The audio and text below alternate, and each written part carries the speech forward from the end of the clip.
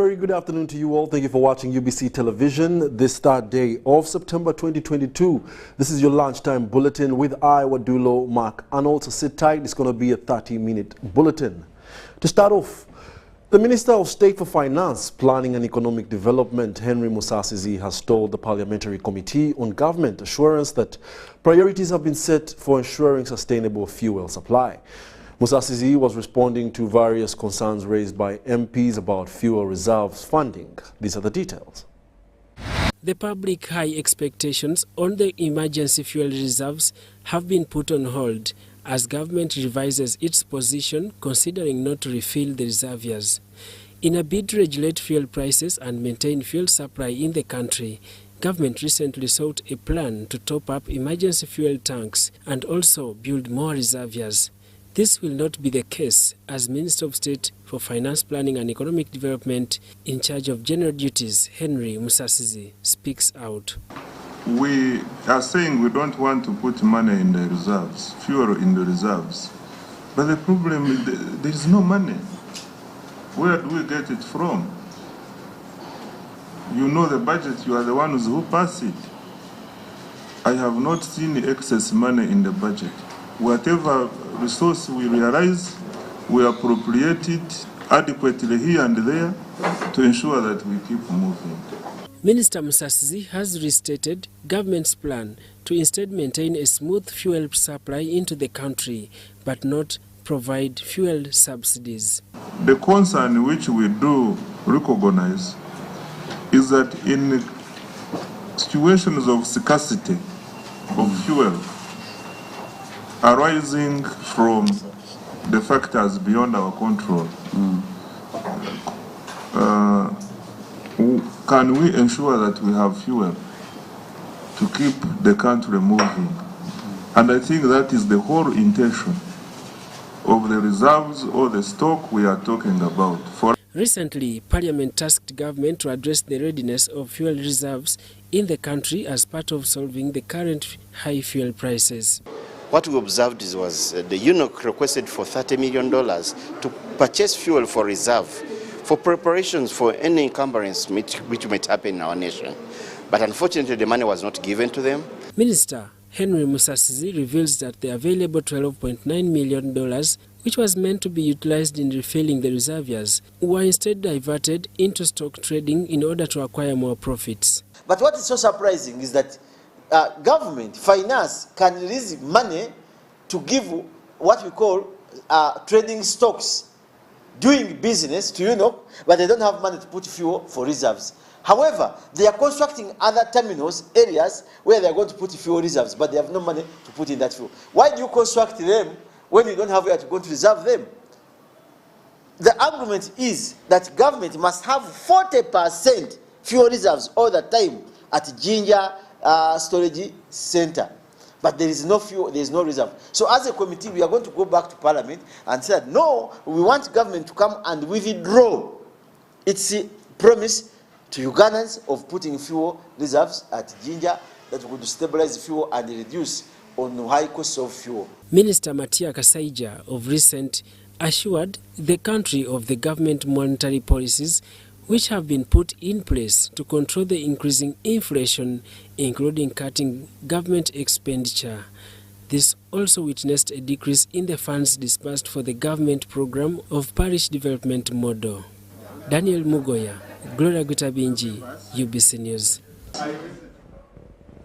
Now, with other news, the National Water and Sewage Corporation needs over 100 million euros to complete works on water networks from Katosi plant to southeast of Kampala.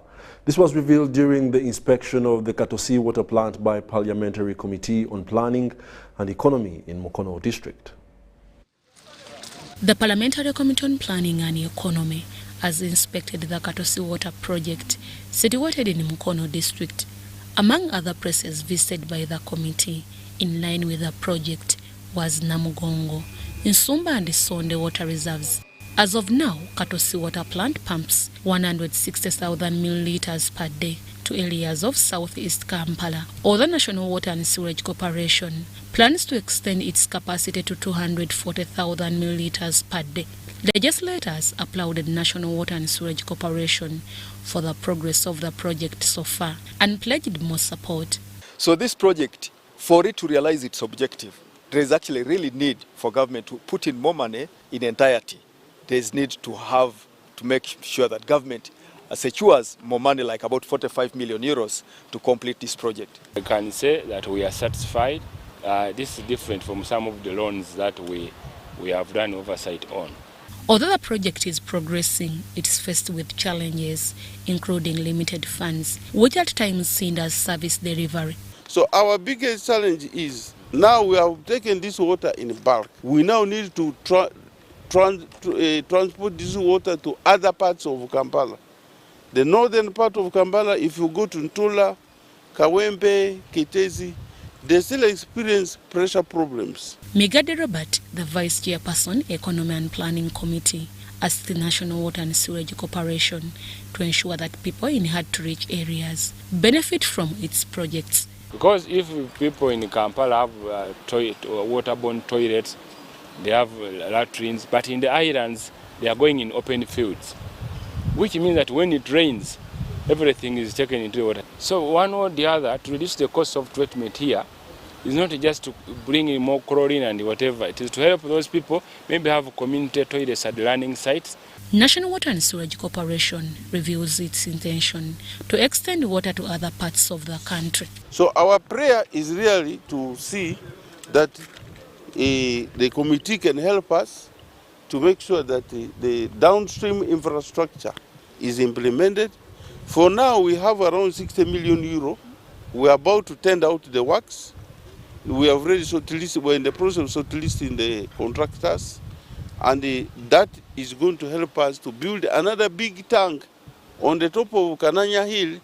Katosi Water Plant is a supplemental water plant to Gaba Water Plant. It was initiated to address increased demand for water in Greater Kampala areas. The project distributes water to areas of Mukono, Seta, Namugongo, Kyaliwajjara, Chira, Gayaza, Kasangati Kyanjani Kanyanya, Deborah Namamonde, Susan Nabogudde, UBC News. Furthermore, the Minister for ICT and National Guidance, Dr. Chris Baryomonsi, has tasked educational institutions in Bunyoro to prioritize the teaching of information communication technology. He explained that this is one of the ways of promoting skills development. Minister for ICT and National Guidance, Dr. Chris Baryomonsi, has inspected Kitara Secondary School Laboratory, which was set up at the school in 2014. During his visit to the school, Baryomonsi says that the world is embracing technology and that there is a need for the education sector stakeholders to advocate for ICT training in all education institutions right from primary level. And whom we are taking through the school system, not to be like us, who made computers at the university level or even at the second degree level, but we want children who are in secondary school and those who are here, or even those who are in primary school, to have access. Government recently announced reduction in the cost of internet from $70 per megabyte. Baryomonsi says that the world is embracing technology and that there is a need for the education sector stakeholders to advocate for ICT training in all education institutions right from primary level. As a ministry, we are determined to ensuring that our young people and our communities have access to these IT services. Government recently announced reduction in the cost of internet from $70 per megabyte per month to $30. Minister Baryomonsi revealed that they have already provided computers and internet to over 1,300 schools and are continuing to supply computers to other schools, and that this is aimed at promoting digitalization in institutions of learning. So we shall continue to support you. We take note of the needs and requests which you have made, and we shall definitely, you are already part of us. We shall not run away from you. Patrick Zahura, the Kitara Secondary School head teacher, commended government for setting up a computer laboratory at the facility. He, however, decried inadequate equipment to enhance information, science and technology in the institution, noting that the school, with a student population of 1,361, has only 47 computers, coupled with high cost of accessing internet. We have kept all of them in a good working condition up to now, and we have even connected them to internet where we make a monthly subscription.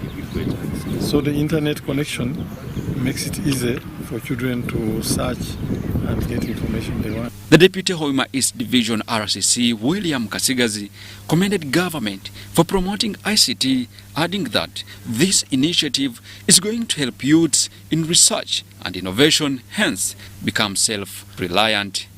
Joshua Kagoro, George Nyonzima, UBC News. The Uganda People's Defence Forces team in Zanzibar has donated cash and material support towards the welfare of orphans at Asalam Orphan Center in Zanzibar. The donation was delivered to the Orphans Center by the UPDF Chief of Civil Military Cooperation, Brigadier General Emmanuel Rashende, on behalf of the Chief of Defence Forces, General Wilson Mbasu Mbadi. These are the details. The Chief of Civil Military Cooperation, Brigadier General Emmanuel Rashende, has delivered a donation of 2 million Tanzania shillings towards the welfare of orphans at Asalam Orphan Center in Zanzibar.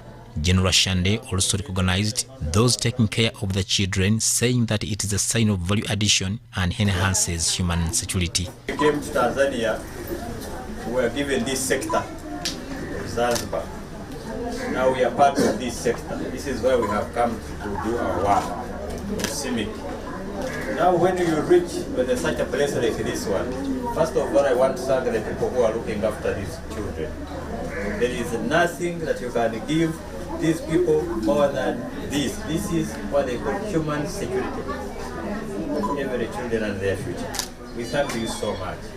And for that matter, as UPDF, in the name of my Chief of Defence Forces of Uganda, we are going to contribute 2 million shillings.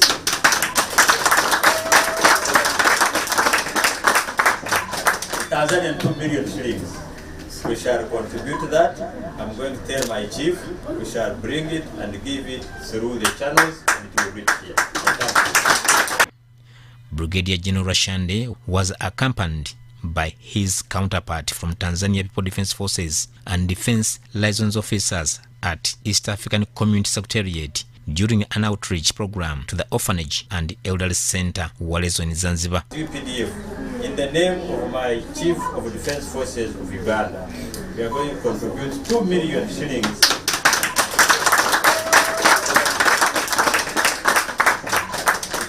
2 million shillings. We shall contribute to that. I'm going to tell my chief, we shall bring it and give it through the channels and it will reach here. The delegation was received by the 101 Brigade Commander of Zanzibar, Brigadier General Said Hassan Sahidi. The Chief of Tanzania Civil Military Cooperation, Brigadier General Agatha Mary Katua, said all activities in the 6 sectors are people-centered. Kuleta ukaribu kati ya majeshi na raia wake. Lakini ujumbe wetu kwenye zoezi hili ni kusema kwamba sisi ni wananchi kama nyinyi. The function was also attended by East African Community Defence Liaison Officers from partner states, including the chairperson, Colonel William Lusodoko of Burundi, Brigadier General Richard Karemire of Uganda, Brigadier General Matua Darua from South Sudan, Colonel Raphael Kipto of Kenya, and Colonel Gerard Butela from Rwanda, among others. Haruna Mtesasira, UBC News. Furthermore, the Ministry of Education and Sports program of skilling Ugandans has been boosted by the Korean project of capacity building for industry demand-based TVET in Uganda 2020-2027, aimed at strengthening employability of the youth. The project, funded by the Republic of Korea, is in 6 government technical institutions to provide customized trainings to meet the growing demands of industries.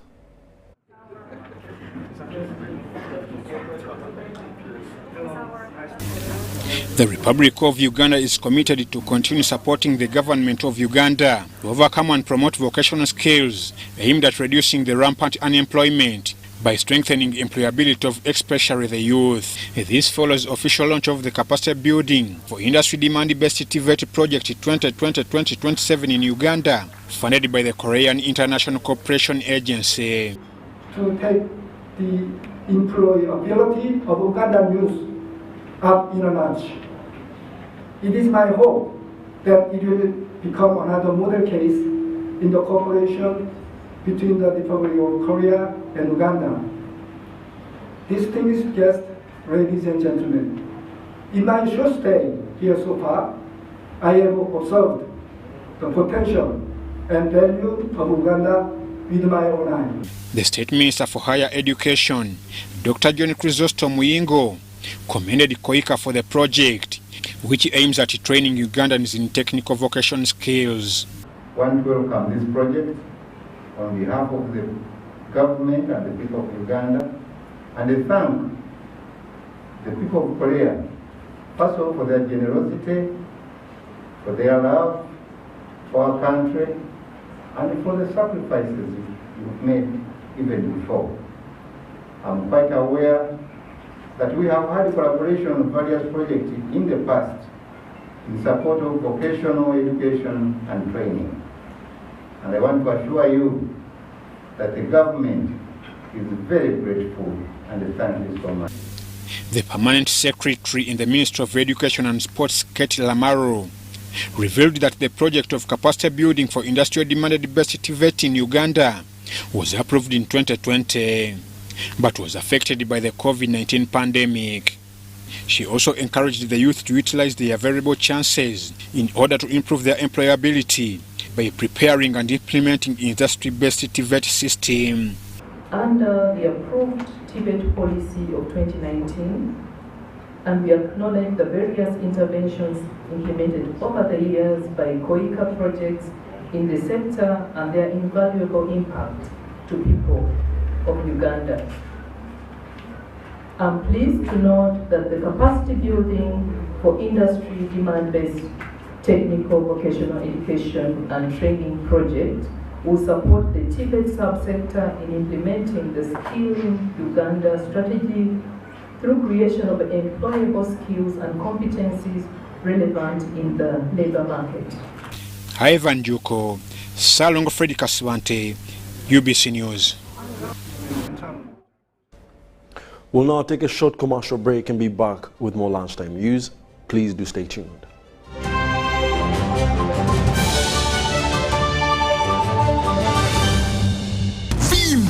Ni MTN Kabode Super as you pay mpola for this smartphone. Make calls, update your WhatsApp status, watch YouTube, and Google anything under the sun with 2 GB worth of data every month for 7 months.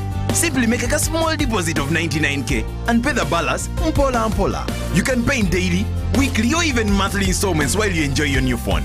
So what are you doing today? Visit any MTN shop near you and get the MTN Kabode Super easy.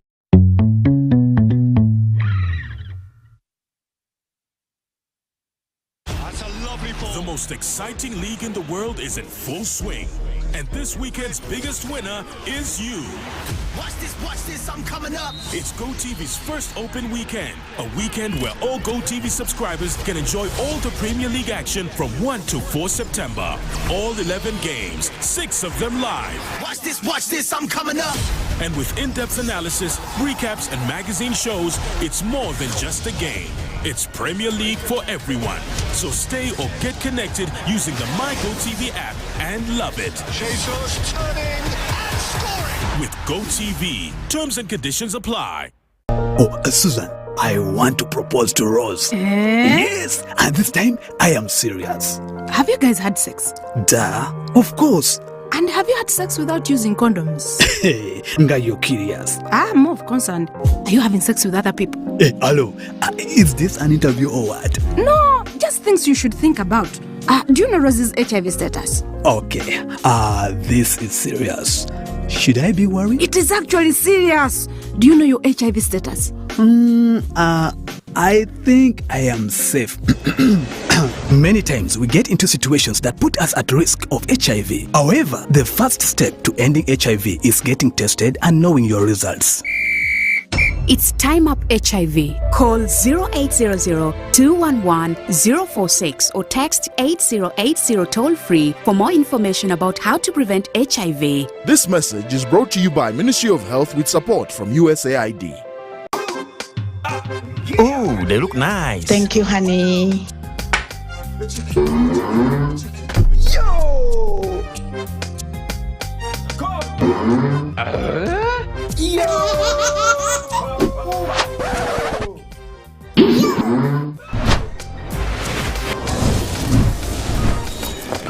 You guys gather, it's going down. Gather! Gather! Yo! I tell you what. Yo! Yo! Airtel is giving you bigger data bundles for the same price. Dial *175# to choose from our range of bigger Chillax bundles that don't expire. Bigger monthly bundles, all for the same price, and stay connected longer to loved ones. Airtel, the smartphone network.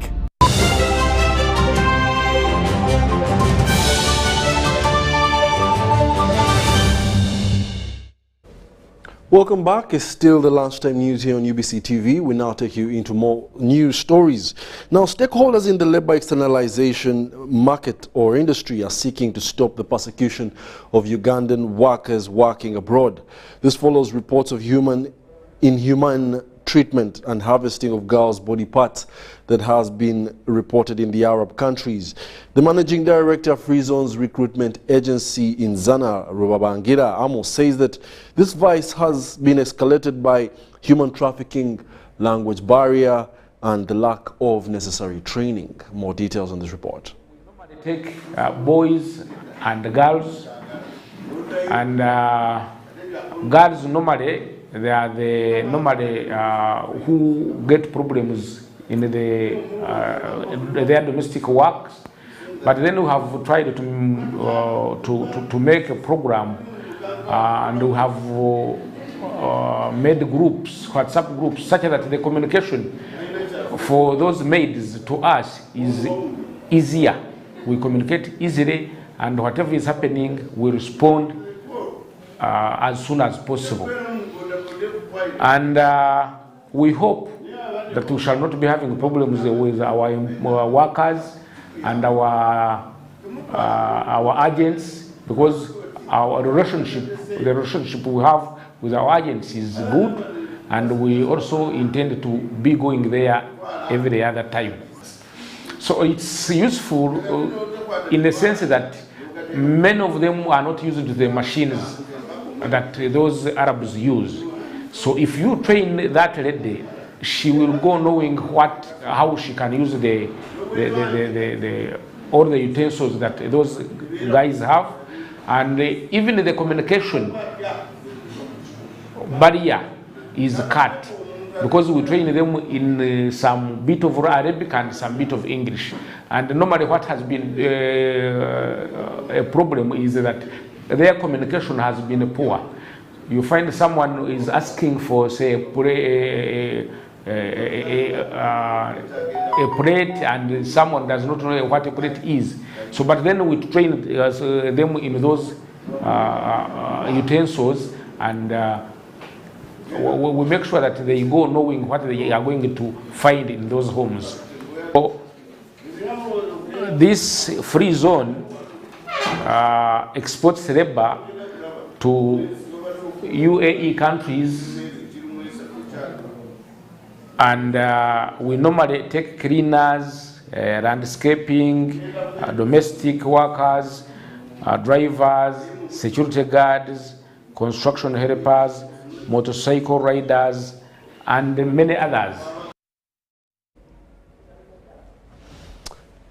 Nutritional experts have expressed worry over increased cases of obesity and overweight amongst Ugandans of all ages, including children.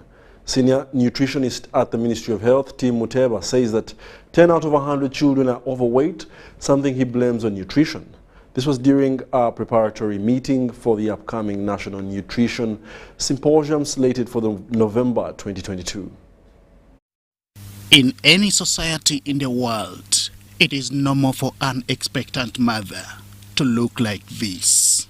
But it is far abnormal for a gentleman to look like this, according to health and fitness experts. Fitness is like a car you take to the garage and you service it. This was the last time the Ugandan parliament held its annual health week before the outbreak of COVID-19. The target was for a fit and well-nourished population against non-communicable diseases. Working out is good. Don't wait for the doctor to tell you, according to your age, according to your height, your heart might not take so long for the next 2 years, and you start going for the gym. No. This is the similar worry that Ministry of Health is experiencing over increasing cases of obesity and overweight in the country. Not only overweight, but also obese, which means more than overweight. And this kind of situation is worrying, and actually it's on the increase. Unfortunately, this has not only affected adults, but children as well. Maybe children are not fed the appropriate amounts of food. Maybe children are not getting the appropriate treatment. Parents or caretakers are not adequately taking children to health centers to be treated. These are some of the reasons why it is timely for Uganda to hold the National Nutrition Symposium to address some of the challenges. This is the more reason why Action Against Hunger has come on board with the gospel of food security and proper nutrition. We are focused on ending hunger for everyone and for good. And it's actually one of the reasons that we've started engagement again in Karamoja that brought Action Against Hunger to Uganda in 1980. Those interventions will do a great deal to improve the nutrition status of the population of Uganda.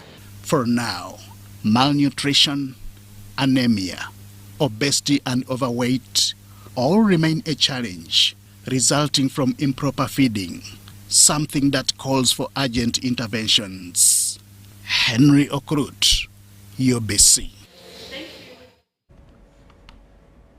Now, over 30,000 refugees from the Democratic Republic of Congo that had camped along Bunagana border in Chisoro district have started returning home following an intervention by the Uganda Democratic Republic of Congo authorities. The refugees have been camping in the border towns of Bunagana, Rukondo, Mpaka and sub-counties of Muramba and Nyarubuye since the instability in DRC started March this year. Towns of Bunagana, Rukondo, Mpaka and sub-counties of Murumba and Nyarubuye have been the largest host of refugees from the Democratic Republic of Congo. The towns have been home to over 1,000 refugees since the beginning of the instability in DRC in March 2022 between the M23 rebels and the armed forces of the Democratic Republic of Congo in Rushuri, North Kivu province.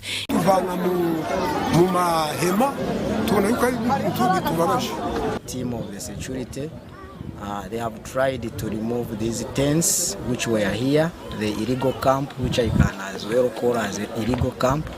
In a joint operation by security agencies that kicked off at 3 a.m. in 3 towns to transfer these refugees to Gazette camps, majority of them opted to go back home instead of joining Nyakabande Refugee Holding Center. The RDC Soro District Haji Shafik Sekandi says that the operation is intended to see all these refugees resettled peacefully, either in camps or at home. I want to ask the Congolese, once there is trouble from your country and you come to Uganda, seek asylum, accept to go to the OPM desk in Nyakabande, you are registered and then you will be told where to settle. Don't resettle yourselves illegally in these areas. He says the 3-day operation is going to ensure full clearance of these towns. Now you can see this place has been cleared. Even if there is Ebola, the threats have gone down. The DPC Kisoro Richard Musisi says during the operation, several Congolese were arrested as they attempted to cause havoc. He says the arrested will have different charges preferred against them. The commandant of Nyakabande Refugee Holding Center, Daniel Chisamo, says they are still in better position to accommodate the refugees who will come to the Gazette holding centers. On capacity, I should say we are fine because we have 12,000 people at the transit center, and the space is planned for 30,000, and we expect around 5,000 people may come to the transit center. By press time, over 30,000 refugees were still stranded at Bunagana border, while others were seen making their way home. Now, Absa Bank, in collaboration with the Uganda Institute of Information and Communication Technology, have signed a memorandum of understanding aimed at providing ICT and IT skills training to youth in vocational institutes. ICT has become a major catalyst for development, with the government committing to digitize the whole country. As education and skills development remain a key focus for Absa Bank and Institutes of Information and Communication Technologies, over 69 students have been awarded scholarships, whereas 1,500 youth in higher institutions of learning have been trained for work readiness. As part of this digital strategy, one of the pillars is around how do we, impart these digital skills and digital agenda to the wider populace. So it was important that as part of driving the digital evolution, we also identify partners that can help us penetrate or deepen the digital agenda across the nation through support to institutions such as UICT and the pupils and students that come to this institute. The partnership is to enable higher institutions of learning provide globally recognized training and certifications to students, improve their career prospects so as to bridge the gap of unemployment in the country. By having the Amazon Web Services cloud computing training will enable building a society which has cloud engineers who can generate revenue for the country, who can create jobs, who can develop local solutions to ensure that we embrace our local knowledge and also bring in revenue and sustainability in terms of service delivery in the country. The estimated costs that, of investment for this particular partnership is close to 100 million Ugandan shillings over the next 12 months of the partnership. So that's the overall budget that we put aside to help deepen these skills or impart these skills in terms of technology. According to Dr. Frederick Chitogo, this initiative also supplements bankers' efforts towards empowering the youth with the training and tools needed for employment and entrepreneurship in the future workplace. As part of their social responsibility investment, which is aligned to the UICT and also the government corporate social responsibility, having that partnership where we are all looking at improving the society, but also giving back and ensuring that we create a digital economy for the country. It's very important and very useful to have the partnership implemented. It is therefore essential to equip youth with full range of skills, knowledge and attitudes, attributes that are being sought after by employers. Story compiled by Juma Samba for UBC News. All right, yes, and that brings us to the end of our lunchtime bulletin this afternoon. Thank you for being a lovely audience. My name is Wadulo Mark Arnold, but do remember to stay tuned for more news in our subsequent bulletins. Have yourselves a lovely one.